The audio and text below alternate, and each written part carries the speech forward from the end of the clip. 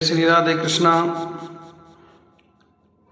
आप सभी का भवानी शंकर शास्त्री 94 यूट्यूब चैनल में स्वागत है। मित्रों, आज हम इंदिरा एकादशी व्रत कथा सुनाने जा रहे हैं और आश्विन कृष्ण पक्ष की एकादशी का नाम इंदिरा एकादशी है।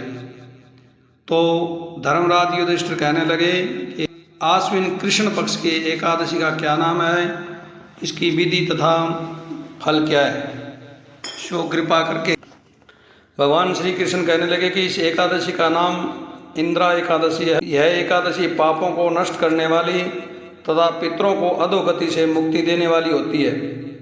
हे राजन, ध्यानपूर्वक इसकी कथा सुनो। इसके सुनने मात्र से ही वाजपेय यज्ञ का फल मिलता है। प्राचीन काल में सतयुग के समय में महिष्मति नाम की एक नगरी में इंद्रसेन नाम का एक प्रतापी राजा धर्म पूर्वक अपनी प्रजा का पालन करते हुए शासन करता था। वह राजा पुत्र पौत्र और धन आदि से संपन्न और विष्णु का परम भक्त था। एक दिन जब राजा सुखपूर्वक अपनी सभा में बैठा था तो आकाश मार्ग से महर्षि नारद जी उतरकर उसकी सभा में आए। राजा उन्होंने देखते ही हाथ जोड़कर खड़ा हो गया और विधि पूर्वक आसन व अर्घ्य दिया। सुख से बैठकर मुनि ने राजा से पूछा कि हे राजन, आपके सातों सुख कुशल पूर्वक तो हैं, तुम्हारी बुद्धि धर्म में है और तुम्हारा मन विष्णु भक्त में तो रहता है। देवऋषि नारद की ऐसी बातें सुनकर राजा ने कहा, हे महर्षि, आपकी कृपा से मेरे राज्य में सब कुशल हैं तथा मेरे यहाँ यज्ञ कर्मादि सुकृत्य हो रहे हैं। आप कृपा करके अपने आगमन का कारण कहिए। तब ऋषि कहने लगे कि हे राजन, आप आश्चर्य देने वाले मेरे वचनों को सुनो। मैं एक समय ब्रह्मलोक में यमलोक को गया। वहाँ श्रद्धापूर्वक यमराज से पूजित होकर मैंने धर्मशील और सत्यवान धर्मराजा की प्रशंसा की। उसी यमराज की सभा में महान ज्ञानी और धर्मात्मा तुम्हारे पिता को एकादशी का व्रत भंग होने के कारण देखा। उन्होंने संदेशा दिया जो मैं तुम्हें कहता हूँ। उन्होंने कहा कि पूर्व जन्म में कोई विघ्न तो हो जाने के कारण मैं यमराज के निकट रह रहा हूँ। सो पुत्र, यदि तुम आश्विन कृष्ण इंदिरा एकादशी का व्रत मेरे निमित्त करो तो मुझे स्वर्ग की प्राप्ति हो सकती है।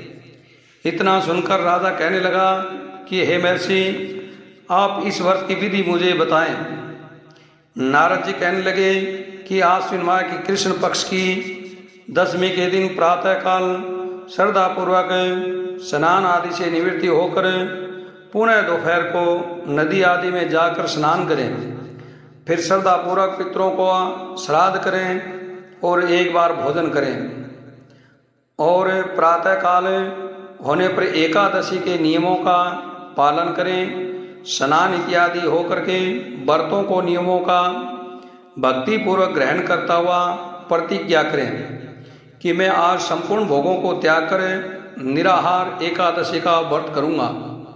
हे अच्युत, हे पुंडरीकाक्ष, मैं आपकी शरण हूँ, आप मेरी रक्षा कीजिए। इस प्रकार नियम पूर्वक शालिग्राम भगवान विष्णु की मूर्ति का विधि पूर्वक पूजन करें और श्राद्ध करके योग्य ब्राह्मणों को फलाहार या भोजन कराएं तथा दक्षिणा दें। पितरों के श्राद्ध से जो बचा हुआ सामग्री है वो गौ को दें और रात में भगवान के निकट जागरण करें। उसके पश्चात द्वादशी के दिन प्रातःकाल होने पर भगवान का पूजन करके ब्राह्मणों को भोजन कराएं। भाई बंधुओं और स्त्री और पुत्र सहित आप भी मौन होकर के भोजन करें। नारद जी कहने लगे कि हे राजन, इस विधि से यदि तुम आलस्य रहित होकर इस एकादशी का व्रत करोगे तो तुम्हारे पिता अवश्य ही स्वर्ग लोक को जाएंगे। इतना कहकर नारद जी अंतर ध्यान हो गए। नारद जी के कथा अनुसार राजा द्वारा अपने बांधवों तथा अपने दासों सहित व्रत करने से आकाश से पुष्प वर्षा हुई और राजा का पिता गरुड़ पर चढ़कर विष्णु लोक को गया। राजा इंद्रसेन भी एकादशी के व्रत के प्रभाव से निष्कंटक राज्य करके अंत में अपने पुत्र को सिंहासन पर बैठाकर स्वर्गलोक को गया। हे युधिष्ठिर, यह इंदिरा एकादशी के व्रत का माहात्म्य मैंने तुमसे कहा। इसके पढ़ने से और सुनने से मनुष्य सब पापों से छूट जाते हैं और सब प्रकार के भोगों को भोग कर वैकुंठ को प्राप्त होते हैं। और एकादशी के व्रत के दिन पितरों का तर्पण, पितृ गायत्री मंत्र और पितृ चालीसा, पितृ स्तोत्र, भगवान विष्णु जी का सहस्रनाम पाठ करना चाहिए। यह करने से समस्त पितृगण प्रसन्न हो जाते हैं और शुभ आशीर्वाद प्रदान करते हैं।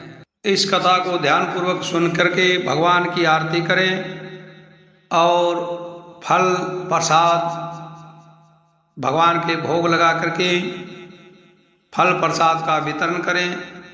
बोले विष्णु भगवान की जय।